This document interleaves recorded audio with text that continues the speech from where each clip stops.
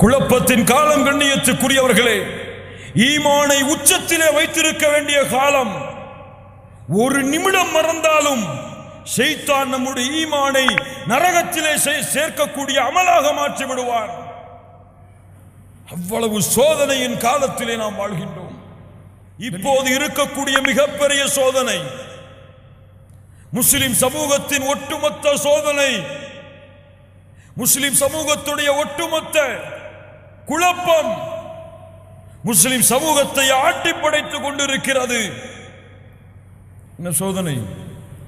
கண்ணியம் கொடுக்கப்படாமல், வெற்றி கொடுக்கப்படாமல், மதிப்பு கொடுக்கப்படாமல், உயர்வு கொடுக்கப்படாமல் முஸ்லிம் சமூகம் சோதிக்கப்படுகிறதே.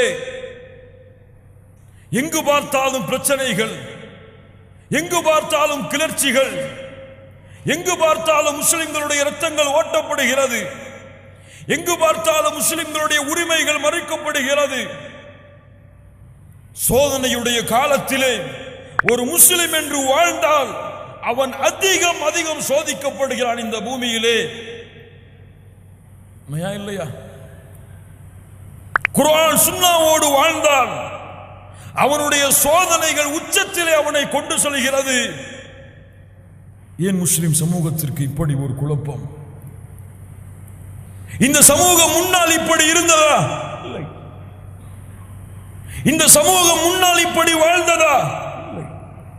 வெற்றிகள் குவிந்தது, கண்ணியங்கள் வந்தோடியது, மதிப்புகளும் உயர்வுகளும் அவர்களை தேடி தேடி சென்றது. லா இலாஹ இல்லல்லாஹ். ஏன்? எந்த அளவு முஸ்லிம்களை இந்த சோதனைகள் கேட்க வைத்தது என்றால், அல்லாஹ் எங்கே இருக்கின்றான்? அவன் பார்க்கவில்லையா இந்த முஸ்லிம் சமூகத்தை? அவன் பார்க்கவில்லையா இந்த முஸ்லிம்களின் சிரமங்களை? ஏன் இப்படி சோதிக்கின்றான் என்று ஒரு முஸ்லிமை கேட்க வைத்து விட்டது இந்த சோதனை. இந்த சமூகம் எடுக்க வேண்டிய மிக முக்கியமான பாதை அஸ்ஸலாஹ். அஸ்ஸலாஹ் அஸ்ஸலாஹ் வமா மலக்கத் ஐமானுக்கும். அல்லாஹ்வுடைய தூதர் தங்களுடைய கண்களை மூடுவதற்கு முன்னால் இந்த சமூகத்திற்கு செய்த மிக முக்கியமான அறிவுரை அஸ்ஸலாஹ். அஸ்ஸலாஹ், தொழுகை, தொழுகை. எப்போது இந்த சமூகம் தொழுகையிலே அலட்சியமானதோ, வணக்க வழிபாட்டின் அடித்தளத்தில் எப்போது இந்த சமூகம் விட்டால் பரவாயில்லை என்று சென்றதோ, எப்போது பள்ளிகள் நிரப்பப்படவில்லையோ தொழுகையுடைய ஜமாஅத்துகளால், அந்த சமூகத்திற்கு அல்லாஹ் வெற்றி கொடுக்க மாட்டான். ஃபஜ்ருடைய தொழுகை இன்று முஸ்லிம்கள் மத்தியிலே பள்ளிகளே தொழுகப்படுகிறதா? வெற்றி கேட்பதற்கு முஸ்லிம் சமூகம்,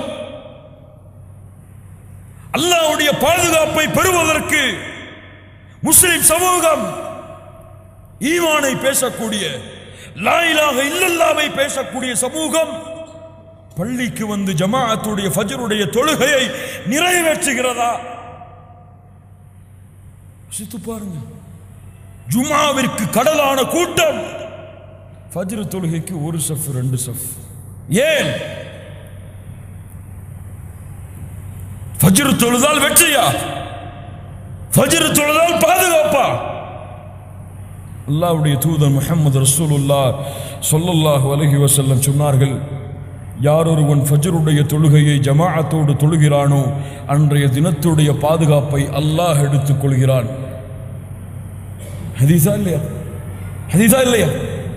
நான் கேட்கிறேன், ஒட்டுமொத்த சமூகமும் ஃபஜ்ருடைய தொழுகையை பள்ளியிலே ஜமாஅத்தாக தொழுதால் அந்த சமூகத்துடைய பாதுகாப்பு யாருடைய கரத்தில் இருக்கிறது? யாருடைய கரத்தில் இருக்கிறது? யாருடைய கரத்தில் இருக்கிறது? யாருடைய கரம்? அல்லாஹ். இங்கே இங்கே ஈமான் எல்லாம், இறையச்சம் எல்லாம் அதற்கு அடித்தளம். ஹய்யா அலஸ் ஸலாஹ் என்று அழைக்கப்பட்டால், ஹய்யா அலல் ஃபலாஹ் என்று அழைக்கப்பட்டால் உலகமே எதிர்த்து வந்தாலும் பள்ளியிலே நிற்பான் அல்லாஹ்வுடைய அழைப்பை கேட்டு. இந்த சமூகம் இந்த செயல்பாட்டை தலை தூக்கினால் அல்லாஹ் வெற்றியின் வாசல்களை விரித்து வைப்பான்.